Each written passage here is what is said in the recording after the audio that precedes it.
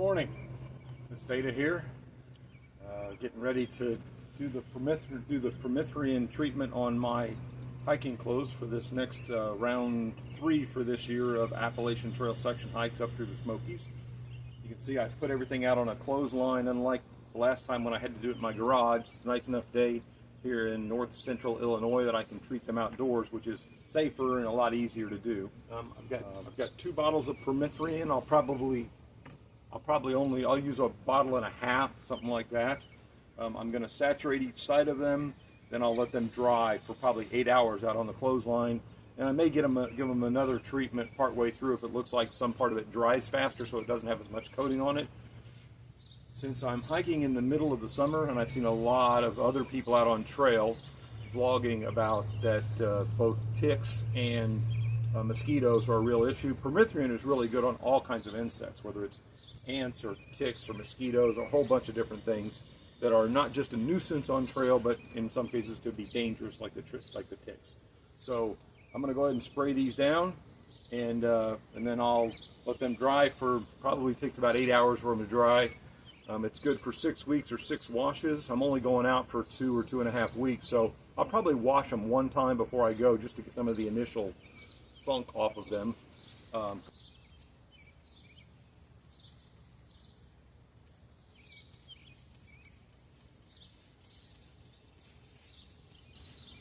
So I particularly make it a point to treat them around the waistline, on the pants and the shirt, and on the shoulders. Any point where a tick or a bug could kind of crawl into the clothing, that's where I want a more Permethrin rather than less.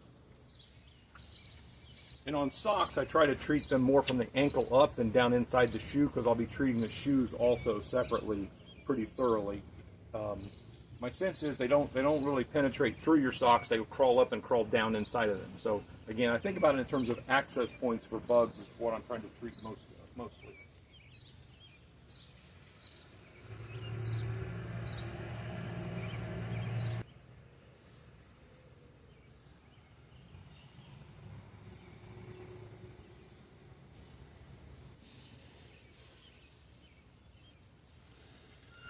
So I'm also treating my sleepwear this time, because I realized on one of my last trips I failed to treat my sleepwear because I thought, well, I'll be in my tent wearing that.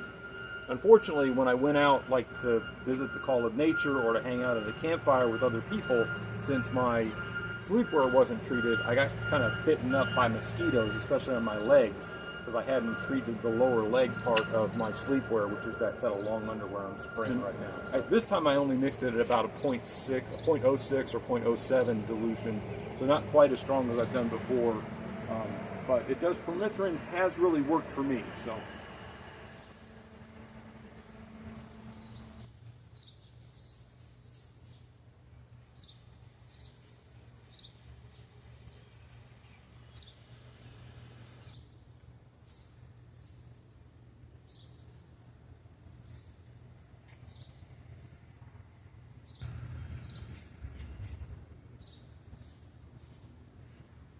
And as you can see, I just ran out with the first bottle, mostly.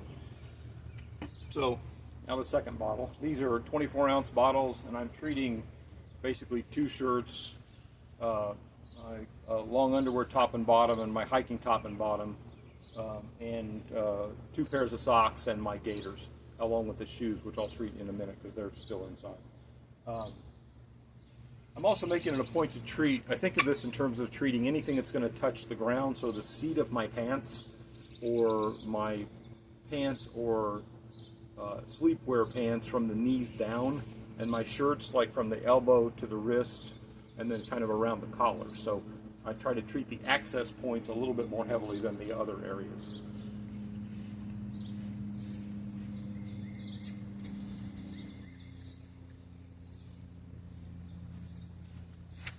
And that's really all it took. I'm going to go inside now and get my shoes and treat those.